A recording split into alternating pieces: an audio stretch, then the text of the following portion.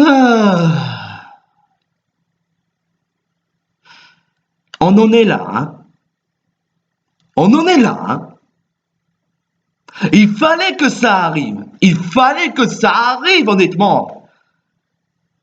Honnêtement, je m'attendais, enfin, je m'y attendais. Je m'y attendais qu'il y aurait une 9e génération Pokémon. Je m'y attendais. Non, parce que dans 2010, il y avait eu Noir et Blanche. 2013, il y avait eu Pokémon XY.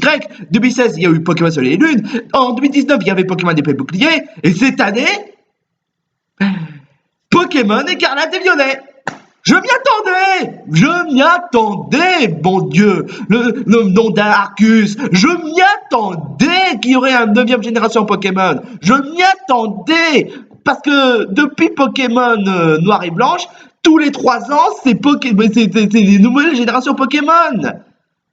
Et le pire, c'est que malgré le fait que cette année on a fait sortir Pokémon Légendaire d'Arcus, qui est une sorte de nouvel style de licence de Pokémon, et ben ça n'a pas empêché d'en faire une 9e génération Pokémon. Donc toutes les pénuries de débiles qu'on fait sur les nouveaux Pokémon n'ont servi à rien. Bon, enfin bref, salut tout le monde, c'est Tutur, et bon, vous savez, je sais que la 9e génération Pokémon a été annoncée depuis février, et bah, j'avais pas vraiment eu le courage d'annoncer, de donner mon première impression sur Pokémon, enfin sur le prochaine génération Pokémon, du sens où j'avais pas vraiment le courage, où j'étais pas vraiment assez motivé, mais surtout que j'avais pas que mon avis, mon point de vue n'était pas forcément bien construit en soi. Mais surtout parce que bah, j'ai peur que les fanboys me fassent chier avec du genre ouais, c'est la faute de Game Freak, faut voir la vidéo de trash pour comprendre. Vidéo, commentaires, bloqué si vous commentez ce genre de commentaires. Sachez qu'aussi que si vous dites que ouais mais t'es un pigeon parce que t'apprécies la licence quoi qu'il fasse, alors que non, sachez qu'aussi que j'ai critiqué Pokémon Emeraude, j'ai critiqué Pokémon Rouge et Bleu. Bon, ça c'est trop facile parce que ce sont des vieux jeux Pokémon, mais sachez qu'aussi que je fais aussi des vidéos en expliquant le vrai problème des nouveaux Pokémon, le fanservice. Bon, cela dit, ben, en termes de jeu Switch, ben, j'ai été toujours aussi satisfait et ça marche toujours aussi bien. Donc pourquoi faire ce genre d'argument du genre que les jeux vidéo ne fonctionnent plus? Bah, à rien. Depuis toujours, je suis un grand fan de Pokémon, vraiment entre-temps un grand défenseur de Pokémon. Je défends beaucoup de jeux vidéo, tout en essayant avec les arguments les plus solides qui soient, parce qu'en ce moment on est dans une période où la tyrannie des fans toxiques de Pokémon, y compris la tyrannie des fans toxiques de Nintendo, ça existe toujours. Mais malgré tout, Pokémon marche toujours aussi bien. Y compris que le fait que la Nintendo Switch soit un des consoles les plus rentables qui soit. Bon, après, j'ai pas dit non plus que Let's Go Pikachu Evoli était un bon exemple et que je reconnais que ce jeu était vraiment mauvais. Mais après, ça n'avait pas empêché d'avoir un succès. Bon, pas de même façon que Épée Bouclier, mais bon voilà. J'ai pas dit qu'il ne méritait pas, mais disons qu'il aurait plus mérité si le jeu aurait été vraiment génial. Enfin, en tout cas, ce qui est sur Épée Bouclier, pour moi, ce jeu est vraiment génial, même s'il avait quand même quelques défauts, mais il est quand même génial. Y compris que les gens de Pokémon Arceus nous ont proposé plein de potentiel en termes de scénario et en termes d'histoire du passé. Oh, après Diamantation en Persatillon, il était quand même très bien, même si bon, c'était pas vraiment mon préféré. Par contre, franchement, si je croise un commentaire en disant que c'est mieux que Diamantation Persatillon, c'est mieux que Pokémon Épée et Bouclier, honnêtement, je le bloque direct et je supprime et je n'hésiterai même pas à balancer un Scalproie pour qu'il vous coupe en 9000 morceaux et en mélangeant avec un tas de gros tas de morbes. Vous voilà prévenu. Et puis, je dirais même plus, on a même le droit à d'autres jeux Pokémon qui sont très bien, comme Pokémon Unite qui essaie de faire un sous-équivalent de League of Legends, mais qu'évidemment les fans croient que c'est un plaisir de League of Legends, mais ça n'a pas empêché que le jeu a été beaucoup plus téléchargé, et que d'autant plus, bah, leur avis n'ont servi absolument à rien. Bon, après, on a eu le droit à Pokémon Master, qui, honnêtement, bon, le jeu, il est bien, le jeu, il est sympa, le gameplay est sympa, mais les événements, leur histoire, les fanservices avec Giovanni, ou bien encore l'incohérence par rapport à la chronologie du Pokémon en soi, c'est quand même un peu bordélique. Disons que c'est le seul jeu Pokémon auquel on ne doit pas trop réfléchir là-dessus, si vraiment on veut s'y accrocher à ce jeu. Ou bien encore Pokémon Café Remix, que j'y ai joué un peu, mais honnêtement, ce jeu il est vraiment mignon. Bah, entre-temps, c'est normal, Pokémon c'est pas plus stratégique, par-ci par-là, c'est aussi des moments mignons, parce que c'est selon le contexte de Pokémon. Bon, après, en parlant de diamants étincelants et perles scintillantes, je dois vous l'avouer que j'étais vraiment un peu trop chipoteur et trop de mauvaise foi quand j'avais fait une vidéo sur l'overdose des fanservices de Pokémon, des Pokémon de Kanto. Parce que franchement, écoutez ce genre de réaction que j'avais fait en parlant de diamants étincelants et perles scintillantes. Même Pokémon Diamant étincelant et persistant, le fait qu'ils ont voulu mettre les Pokémon de Kanto à Sinnoh, c'est juste pour faire plaisir à des rageux qui détestent des nouvelles générations Pokémon, juste pour faire en sorte que la 5G et la Widget n'a jamais existé. Ouais. C'était pas vraiment le genre de réaction qu'il fallait, hein. Enfin, entre-temps, j'avais pas réfléchi. Enfin, si, j'avais réfléchi, mais pas dans le bon sens. Je pensais que après Diamantation en persatiante, ils font d'autres nouvelles générations Pokémon en supprimant les Pokémon de la 5G à la 8G, juste pour faire plaisir à des nostalgiques. Bon, après, les gens de Pokémon Arceus n'avaient pas beaucoup mis les Pokémon d'Unis, les Pokémon de Kalos, ou bien encore les Pokémon d'Alolan, mais tu me diras qu'ils peuvent pas tout mettre parce que ce serait vraiment trop difficile d'animer tout ça. Mais bon, voilà. Disons que dans les gens de Pokémon Arceus, il y avait pas forcément plus de Pokémon que dans Pokémon Épée Bouclier. Mais après, les gens de Pokémon Arceus étaient quand même géniales. Enfin, ce que j'essaie de dire pour Diamantation persatillante, c'est que, bon, la véritable raison pourquoi ils ont voulu mettre les Pokémon de la 1G à la 4G, c'était pas juste pour les rageux, mais c'était surtout parce que ça n'a pas été totalement fait par Game Freak lui-même, mais ça a été fait par Ilka.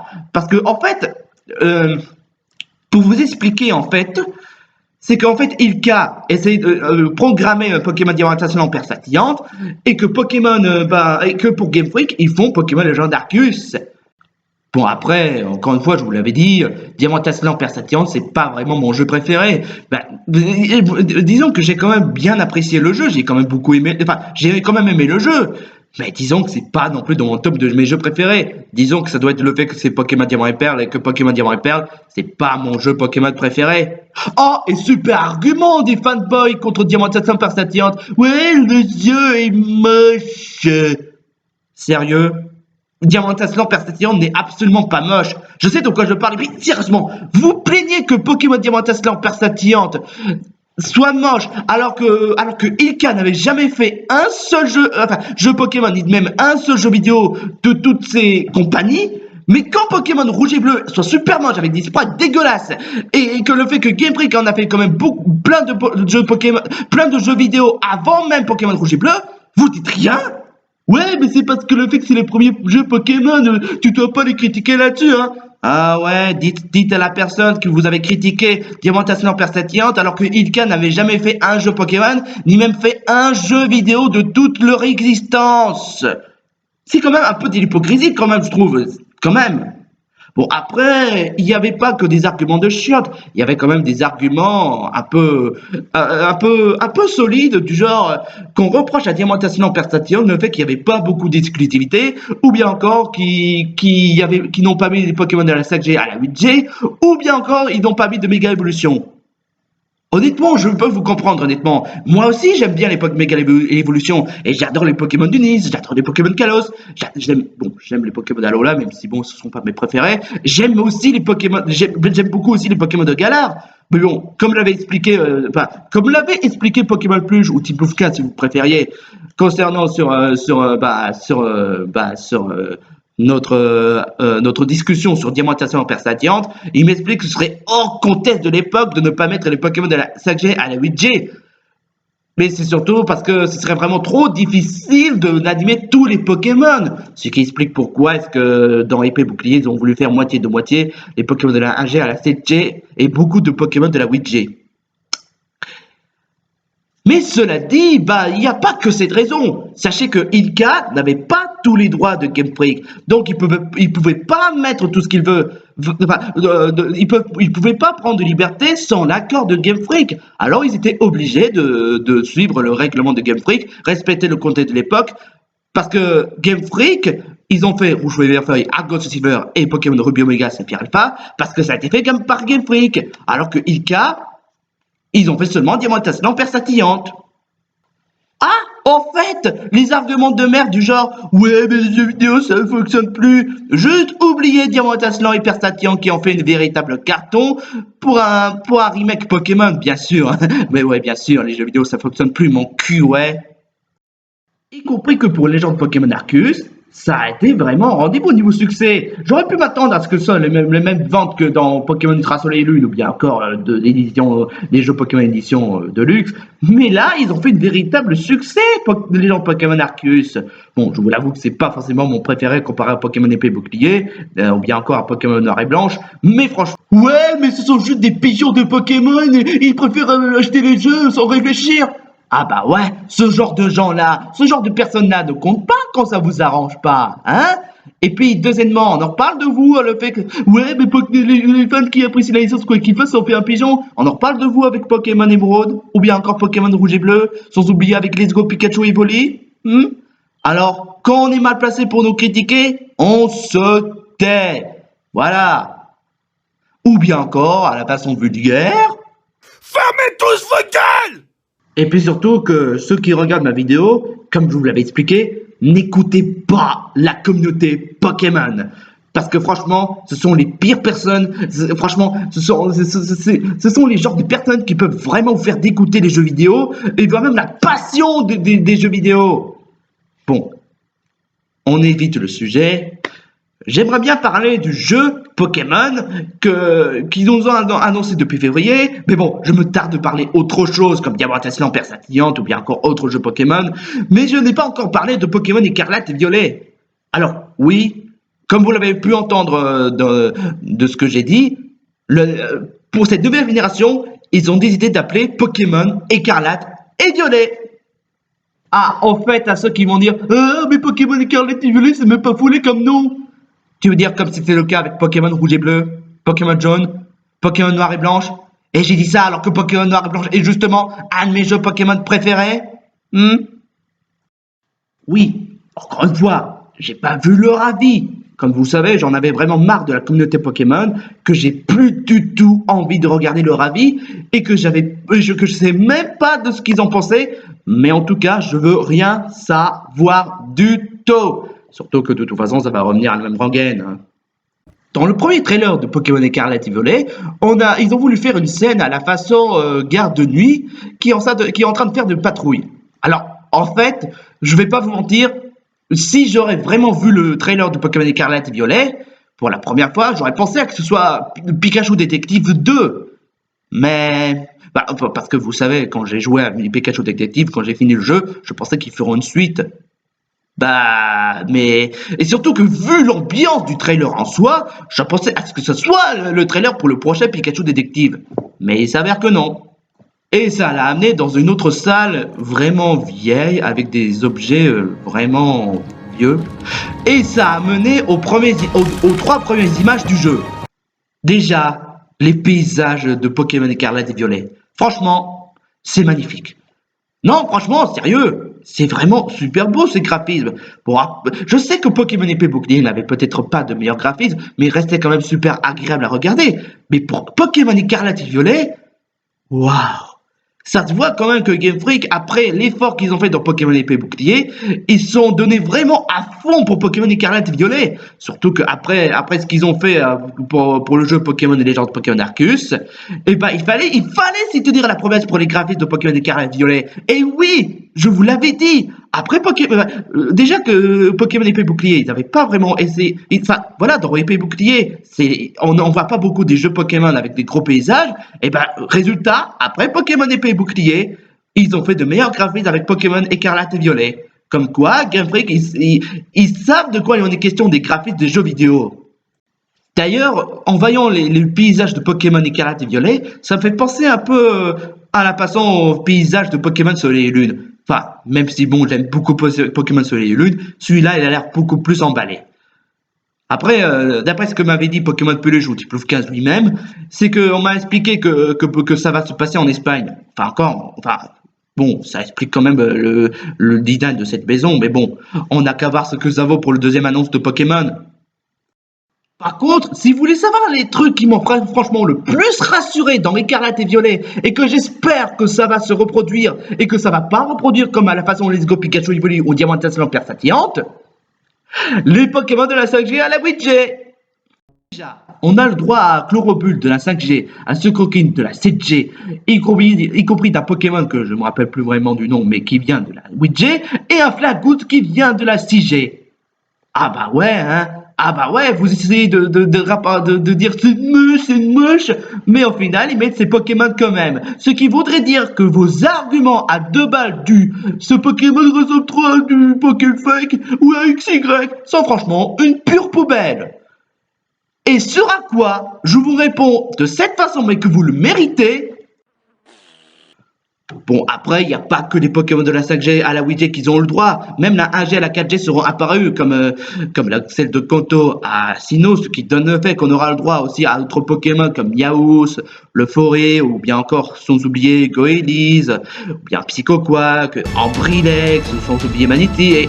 Oh putain, Lucario est là aussi.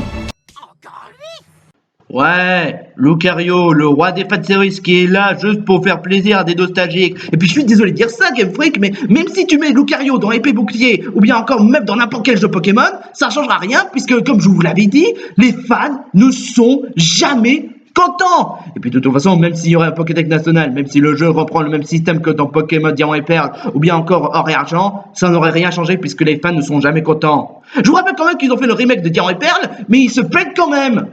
Bon, après, ce que je ne sais pas, c'est quel genre de concept ils vont faire cette fois. Bon, je sais que la dernière fois, c'était le championnat arène, dans Soleil et Lune, c'était la Tour des Îles, mais vu qu'on est dans Écarlate et Violet, bon, ça m'étonnerait qu'ils vont refaire la Tour des Îles, pas en rapport avec les fans toxiques, mais en rapport sur le concept du jeu en lui-même, parce que la Tour des Îles, c'était fait exprès, parce que c'était pour le thème d'Alola, surtout parce qu'on avait 4 îles. Mais alors que dans Écarlate et Violet, vu que ça va se passer dans une autre région, ça m'étonnerait qu'on va refaire le coup de la Tour des Îles, parce que, citez-moi le moindre île qu'il y a dans l'Espagne. Enfin, bon, je sais pas. Et pour le gameplay, bon, je sais que ça va peut-être repomper exactement la même chose, mais bon, vous savez, moi je m'en fous royalement qu'ils reprennent ou pas les mêmes gameplays, du moment que je passe un bon moment de jouer à un jeu vidéo. Par contre, je suis désolé de me faire passer pour un chipoteur, mais il y a quand même un truc auquel j'ai pas vraiment accroché sur Écarlate et Violette. Ce sera peut-être un point auquel on ne sera pas forcément d'accord, mais ce sont les protagonistes du jeu, les héros principaux, le design des héros principaux. Ouais, je vous l'avoue que les designs de ces dresseurs m'accrochent pas vraiment des masses. Bon, après, je suis de mauvaise foi, je vous l'avoue. On peut customiser les personnages dans chaque jeu Pokémon depuis XY. Et dire qu'avant, on pouvait pas customiser les personnages. Pokémon, c'était mieux avant, mon cul, ouais. Enfin, après, ce que j'ai remarqué dans Écarlate et Violet, c'est que si vous prenez la version Écarlate, les tenues des dresseurs deviennent orange, et que si vous prenez la version Violet, les tenues des dresseurs deviennent, violet. Enfin, je pense que Game Freak essaie de se changer un peu de leur habitude avec les dresseurs en mettant ce genre de design de dresseurs au lieu des designs de dresseurs classe comme à la façon, Red, Ludwig, ou bien encore Calem, sans oublier le dresseur dans Pokémon épée bouclier. Ah, en fait, le design du personnage masculin me fait penser à Jean-Christophe de Winnie Ourson. Ouais, ça se voit un peu avec sa coupe de cheveux. Mais là aussi, qui m'intéresse vraiment le plus dans Pokémon, comme chaque nouvelle génération Pokémon, comme chaque jeu Pokémon, ce sont les starters de Pokémon. Et voilà à quoi ça ressemble. Au premier choix, on a Poussachat de Pokémon type plante. Deuxième choix, Chochotif de Pokémon type feu. Et troisième choix, Coiffeton, le Pokémon type eau. Cela dit, je vais pas vous la mentir là-dessus. La première fois quand j'ai rencontré ces Pokémon, je m'accrochais pas forcément des masses. Bon, c'était juste mon première impression, comme je vous l'avais dit. J'ai pas dit, encore une fois, j'ai pas dit que c'est moche, ou bien encore que ouais, Game Freak c'est pas... Non, je fais pas la façon fan toxique, je dis juste que ce sont pas forcément mes préférés. Mais plus le temps passe, plus je m'accroche à ces Pokémon justement. Bon après je vais pas vous la mentir, ce sont pas mes trio starters préférés que Pokémon Noir et Blanche, Pokémon XY ou Pokémon Or et Argent. Mais franchement, j'aime beaucoup ces starters. Et puis surtout, ce qui est vraiment bien avec ces starters, c'est que le design de Chochodile et de Guafton est vraiment rigolo. Ce qui donne le fait que, dans mon opinion, les starters de la 9G, bon, mis à part Poussacha, ils sont rigolos. Vous voyez, moi je n'essaie pas de dire que c'est moche par-ci par-là, moi j'essaie de prendre Pokémon comme de la rigolade. Quand je crois des Pokémon bizarres comme Maditi, ou bien encore, je sais pas moi, Trousselin par-ci par-là, je prends pas trop au sérieux, je prends ça comme de la rigolade. C'est pour ça aussi qu'au lieu de vous laisser dominer la haine, tout ça pour des jeux vidéo, qu'au lieu de ça, vous devez aussi prendre la part du rigolade et dire ah c'est rigolo au lieu de dire c'est de la merde. Ben voilà, encore une fois, j'ai pas vu les starters, mais de mon opinion, j'aime bien les starters de la 9G.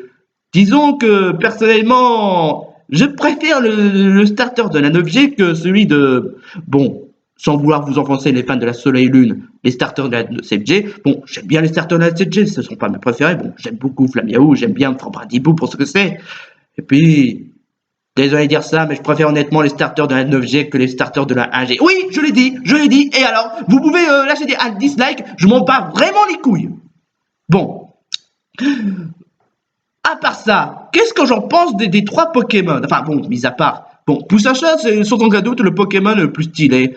Bon, même si bon, ce sera le deuxième starter de Pokémon avec Flamiaou. Je me demande s'il fera un starter de type O avec Achat. Bon, Chochodile, bon, ce sera pas du tout une façon boycott par-ci par-là, mais c'est juste une façon rigolade.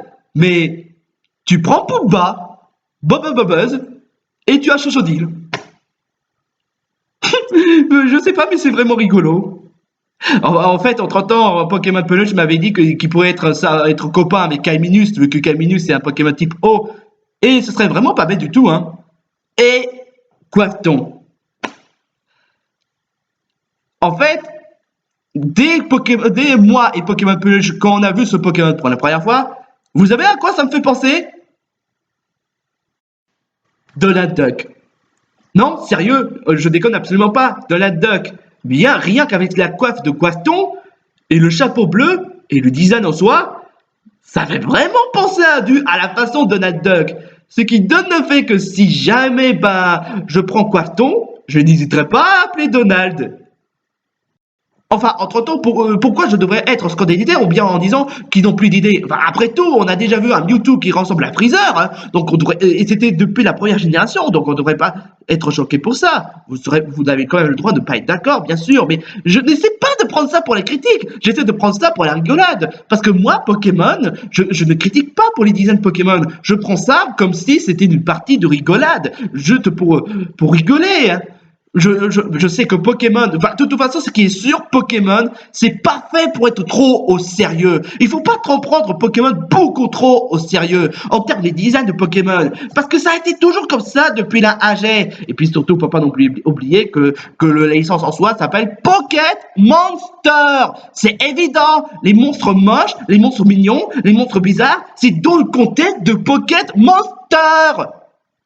Ah, ne croyez pas sincèrement que c'est Chochodile et Quafton que j'en prends une référence de mélange ou bien encore d'un personnage iconique d'un dessin animé. Même Poussacha, il avait eu droit à un mélange. Parce que, ouais, croyez-le ou non, Flamiaou plus Rocabo plus type plante égale Poussacha. C'est juste mon point de vue, hein. Mais après, vous avez le droit de ne pas être d'accord, mais bon, voilà. Ce qui donne le fait que les starters de Pokémon sont quand même couverts de références, pas seulement aux pop culture des personnages de jeux vidéo ou de dessins animés, mais de mélange des autres Pokémon, en mélangeant leur design et en mettant un type. Enfin, de toute façon, je vais vous dire un truc, c'est ce que Game Freak font tout le temps. Il n'y a pas de quoi être s'étonner, c'est leur style. Enfin, en tout cas, je sais que vous allez dire, qu'est-ce que tu vas prendre comme Pokémon? Au départ, j'avais dit Chochodile, mais j'avais un peu hésitation pour Poussacha et Quafton. Mais en tout cas, ce qui est sûr, c'est que j'adore Quafton, et j'adore aussi Chochodile, ces deux Pokémon sont rigolos. Et Poussacha, il est adorable. Enfin, en tout cas, je sais que vous allez dire, tu peux pas prendre un Pokémon juste pour le design, il faut voir pour les évolutions aussi. Vous n'avez pas forcément tort. Mais ce qui est bien avec Pokémon, c'est la surprise justement, c'est la découverte. Et donc, c'est quand même bien aussi de voir, enfin, de prendre un Pokémon et de voir ce que ça vaut comme niveau évolution. Enfin, en tout cas, c'est dans mon opinion, ça c'est sûr. Ce qui est sûr, c'est que les starters de l'objet sont franchement très sympas pour ce que c'est.